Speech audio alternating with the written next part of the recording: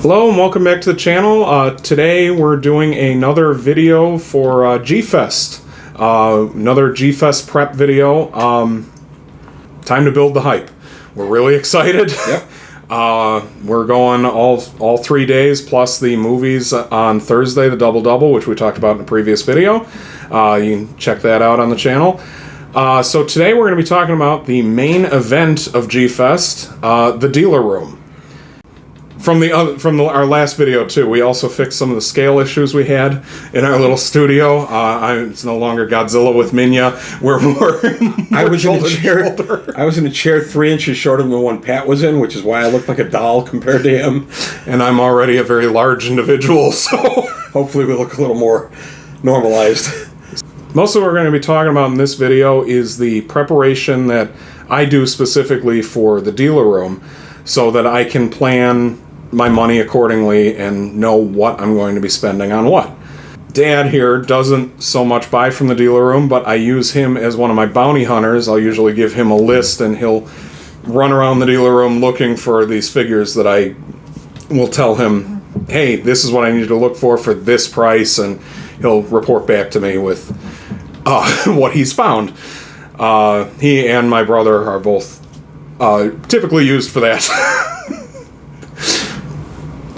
Alright, so one of the first things I do when I'm preparing for G-Fest for the dealer room is I make a list of any of the figures that I'm looking for the year, and typically how I do this list, I pick what I call a target monster for the year. I go for specifically things relating to King Ghidorah, or Megaguirus, or Godzilla, but a specific year of Godzilla. Gamera, the one. Gamera, yeah, in 2003. Yep. Legendarily, I went for nothing but Gamera that year. I don't think I bought a single Godzilla figure that year. I think it was all Gamera. And then I go based on that. I go online, and I will start compiling a list of things I hope to find. Typically, what I go for are the Bandai Movie Monster Series 6-inch vinyl figures. You can see a number of them laid out here. A lot of the dealers have really great prices on these. The 3 of the main dealers that I buy the Movie Monster Series figures from are Showcase Daikaiju, Radioactive Toys, and Beast of the East Collectibles. They always have really good prices. They have very friendly staff. I buy from them almost exclusively throughout the year. I go through their websites too. So very good people to buy from. I recommend them. And then after you've compiled your list, what you may want to do, what I always do, is I'll add a potential dollar value next to the figure that I'm looking for. So for example, this Godzilla 1991 Movie Monster Series vinyl. You look online, you may see it for 40, 50, 30, whatever. I usually take a mid-range number between all that and say 45, and I'll put that as my number. And typically I won't go above that unless I know I can't find it anywhere else. You got to try to pace yourself. You can't buy all of them right at once, as Dad will attest to. Yep. Got to ration the money. And there is something that's better about G-Fest, where you can actually touch it, feel it, move it, get an idea of what it is you're actually buying as compared to how impersonal web shopping can be. Yeah, because here you can pick it up. You can look at the nails and see, are they chipped? Are they in good shape? Is the tag in good shape? So you'll be able to inspect it better when you're in person. Yeah. Another thing that I really like to do, and I highly recommend to everyone who goes into the dealer room, is make an initial pass around the dealer room. Walk through it first before you buy anything, unless you come across the once-in-a-lifetime figure that you just can't live without and you find it for a really good price, or good price or not, it may be something you've been looking for a long time, then you want to just grab it. But otherwise, if you're looking for, again, the Movie Monster Series figures, they're typically at almost every table. Do a walkthrough, get an idea of price, get an idea of, okay, this is 40 at this table versus 30 over here. And if you don't find it lower than 30, go back to that table and buy it. That way you've got at least a range of what you want to look for what they have. You know, you may be adjusting your list on the fly based on what you've seen. So that'll help. That'll help a lot if you do an initial pass. Don't be rigid with your list either. If you happen to see some stuff that you didn't think you'd see, grab it. Yeah, I've done that a number of years. I came across the Trendmasters Godzilla heads, the micro play sets. One year I came across 2 of them complete for $45 a piece. It was the first table I hit. It didn't matter. I bought them both. How about the one year you bought out the G98 from the one dealer? Yeah. Throughout the weekend, I was going to the dealer. He had all the Godzilla 1998 stuff still with the original Toys R Us price tags on them. Yep. And he was giving me a great deal every time I bought stuff. He was just throwing in figures because he kind of just wanted to get rid of them.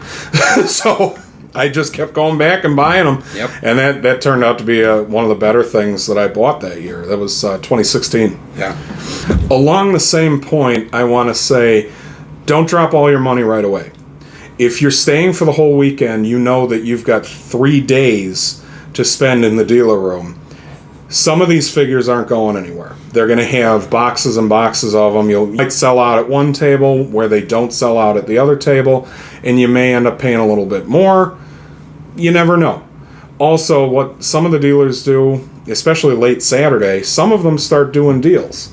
I know Showcase Daikaiju last year, they started doing a buy one, get one half off on a specific table that they had set up. And you could walk over and they just had the Movie Monster Series figures, buy one, get one half off. I remember that table. Yeah, that turned out to be a great deal, which again is one of the reasons I love that company. And on Sundays too. Sometimes. Yeah, on Sundays some people will do deals just because a lot of times the dealers don't want to take them home. But this is all based on past experience. It's not necessarily all going to happen or be true every year. Year to year is different. This is just based on what we've seen and what we've experienced. We've been doing this for a long time. We've been going to G-Fest a long, long time. Don't count on a deal if it's a figure you see that you really, really want. And this is experience as a dad talking for when my boys were little. Just grab the darn thing. Otherwise, you end up with a very sad kid during the course of G-Fest. Sad kid, sad adult. Yeah, I've done that in the last few years. Yeah. But yeah, if you come across something you just can't live without, just buy it. Well, the Yuji Sakai's I was buying. Yeah. I bought a bunch of those. I love those series. They're little small ones by Yuji Sakai.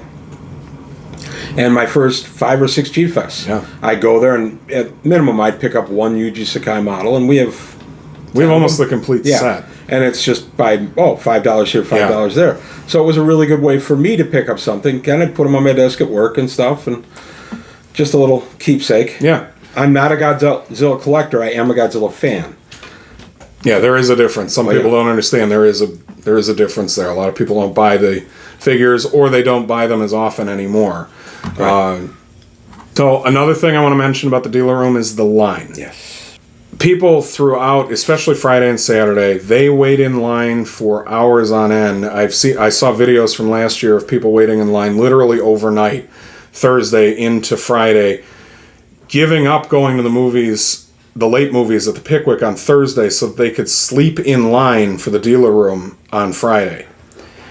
I don't recommend this because you're giving up a lot of the con too, and you're giving up a lot of the fun. If you're there for the one day, that's different. But if you're there for the whole weekend, walk around, enjoy the weekend. Last year we got in the dealer room around 2 o'clock. We had to wait a little bit longer, but everything that I wanted was still there. And then Saturday, by 11 o'clock, we were able to just come and go as we wanted. It seems like a long time to wait in the line, and it can be, but once it gets moving, it's real quick. Yeah. And there are some people, especially by Saturday afternoon, there's a lot less people sometimes, a lot less people in the dealer room. They're in the panels, or they're in the game room, or just visiting with friends, and you can still get in. So don't worry so much about the line, I guess is what I'm saying. And once you're in the dealer room, there's no time limit. You can stay in the dealer room literally all day until they close. So once you get in, you can stay. It's not like somebody's going to be bouncing you out after 40 minutes or something. So you got to keep that in mind too. So if you're on there for that one exclusive Godzilla you can't get anywhere else, and you know what's in there, then yeah, you got to wait in line. But if you're going there for just general stuff, don't waste your time waiting in line, and the line will flow a little quicker because people won't be waiting in line as much. Yeah. And you'll get in there in pretty good order. We got in Friday 2 years ago. The dealer room opened at 10 and we were in by 11. Yeah, we were. And we didn't wait in line at all.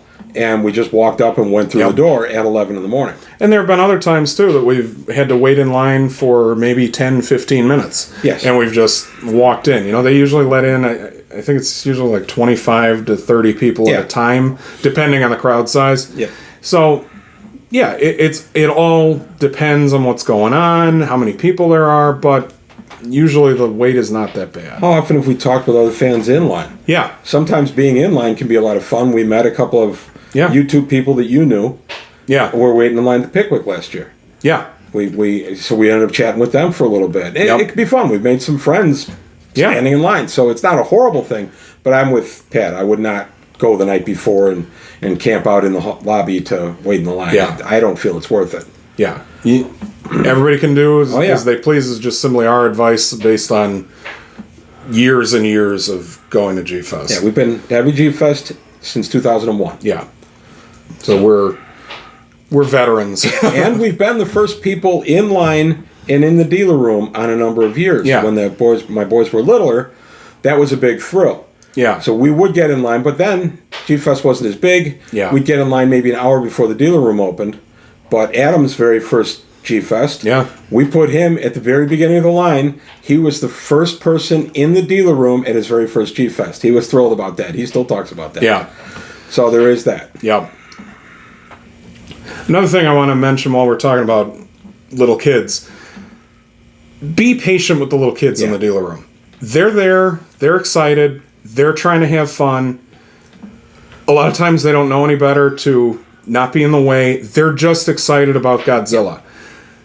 Be nice to them. Don't push them out of the way. This goes to the adult collectors. Don't be pushing them out of the way. Last year I actually helped a dad and his son who were trying to get to one of the tables. I actually took the figures off the table and handed it to them as they were paying so that I could make sure that they got them, and the dad was very grateful. Yeah, let the little kids get ahead of you. Let them enjoy it too. Because while this is about collecting Godzilla, this is ultimately about having fun and being nice to everybody at the con too. Yep. And yeah, you want to make sure that the next generation is learning how to treat everyone. Well, one quick thing. If you're the parent walking around who isn't a collector, there's still plenty of stuff to see. I'm amazed by how many posters there are. There's not a ton of non-kaiju stuff there, but there's enough. And there's just some interesting things to see. I've even found some role-playing stuff there over the Yeah. years. I found some books. I found 2 sets of old starships from the early 80s that were there for basically original price. And the guy was glad to sell them, and I was glad to get them. So there's plenty for the non-collector parent to do, too. We split now that they're older. We say goodbye when we get in the dealer room, and we might not see each other for 2 hours. Yeah. There's still plenty for me to do in the dealer room, even though I'm not really buying much. So just keep that in mind as you're the parent walking around. And another dealer I want to give a special shout out to is Chibigoji Toys. Over the years, Linda of Chibigoji Toys has been very good to me. She's given me a number of deals. She's just a sweet lady. Runs an awesome table. What you find at Chibigoji Toys, you don't find anywhere else. One year she was selling tickets from Godzilla Tokyo SOS that she had converted into laminated bookmarks. Oh, I remember those, yeah. Yeah, I bought several of those. Those are so cool. The stuff you find there, she sells pens, the Godzilla pens that you usually can't find anywhere else. She has so many unique items that you just won't find anywhere else. I recommend that you check out Chibigoji Toys.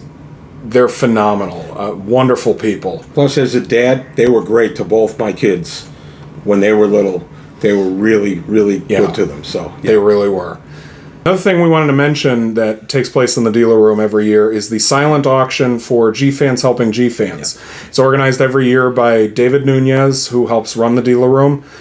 And they donate the proceeds of G-Fans Helping G-Fans, the silent auction, and whatever else they auction off, or whatever other charity collection they do, they donate the proceeds to typically families in need that are friends of G-Fest. Or one year they donated, in 2011, they donated to the victims of the tsunami in Japan. It's a great organization, so check those out. I know one of the items up for bids in the silent auction this year is an 8mm projector and film set. Yep. So definitely check that out. And one of the other things we wanted to mention is Tim Price wrote a series of novels called Big in Japan, and this year at G-Fest he will be premiering Big in Japan 3 Annihilator. It's going to premiere exclusively at G-Fest, so we just want to do a shout out to Tim. We're very excited about it. Hi, Tim. So we wanted to do a shout out and just say, pick up your copies of Big in Japan 3 Annihilator. I can't wait. I'm just so excited about that. Tim's going to have a figure premiering at Yes, G-Fest. he's going to have a figure of his robot, the Duke, premiering at G-Fest. They're 3D printed by his son. So, yeah, show him some support. Artist Alan O.W. Barnes does the artwork for the novel. Phenomenal artwork, phenomenal novel. I'm a huge fan. So, Plus, Tim and Alan are great guys. Yeah, they really are. Yep. So pick up your copies at G-Fest. All right, and with that, I think that about concludes and wraps everything up for this video. And we're going to do another couple of videos leading into it. So with that, thanks for watching. Don't forget to like, comment, share, and subscribe, and we'll see you in the next one.